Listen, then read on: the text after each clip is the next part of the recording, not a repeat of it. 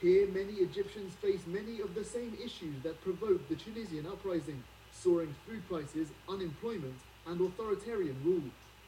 On a public holiday, online activists called for Egyptians to come out and protest, and over 90,000 people joined a Facebook group calling for action. Witnesses from the capital Cairo and across the country say the protests have drawn unusually high numbers. The leader of opposition group El Ghad said it would be a turning point for Egypt. We are telling President Mubarak to leave. We do not want you, and we cannot stand you or your system of government. The Egyptian people no longer want this system. You have closed all doors to a peaceful change. Today we have opened up a method for change inspired by the Tunisian method. Today might not be the end. This could be the start of a stage that I believe will be the final stage.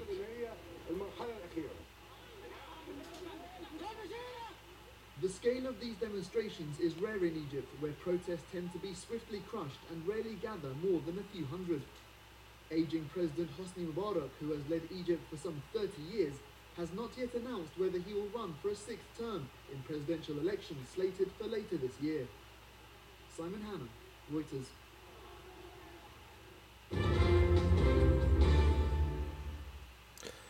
All right, now here's the thing, guys. It's February 11th, Friday, February 11th, 2011. And a lot of people question the Mayan calendar, why I've spent so much time traveling around the world, really, to try to document some of the amazing things that are out there, information that's out there that can be had, that can be communicated from indigenous peoples. And this date, February 11th, The Mayan Calendar and the Transformation of Consciousness by Carl Johann Calleman, forward by Jose Arguelles, author of Time and the Technosphere. Well, anyway, here's a date, February 11th, 2011, beginning, or rather the end of the 13th heaven, and the beginning of the galactic universal underworld, which is cycles within cycles. Let's just put it that way. For people that don't really understand that the Maya saw things as one big huge wheel, and actually wheels within wheels, and cycles of time, which is kind of, it reminds me of chaos theory in a way, because it's cycles within cycles. It's like an algorithm almost, and judging by what happened today in Egypt, with Mubarak finally being taken out, and the idea that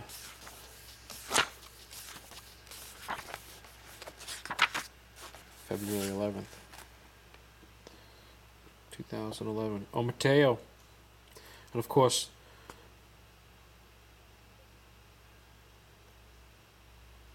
the ceremony that we did in Joshua Tree was dedicated to Omateo.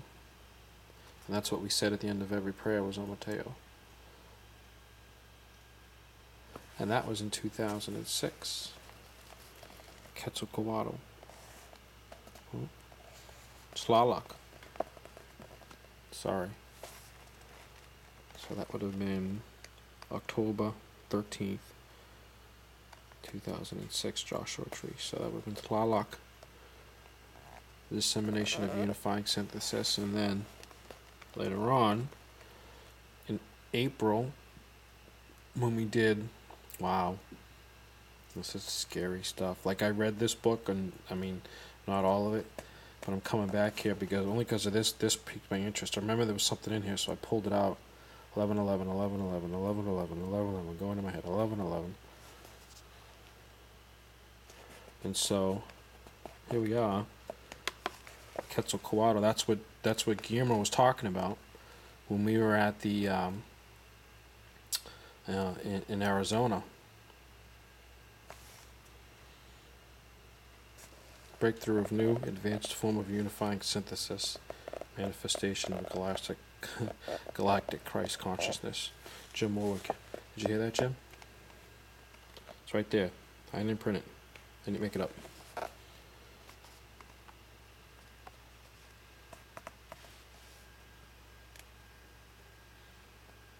This was printed in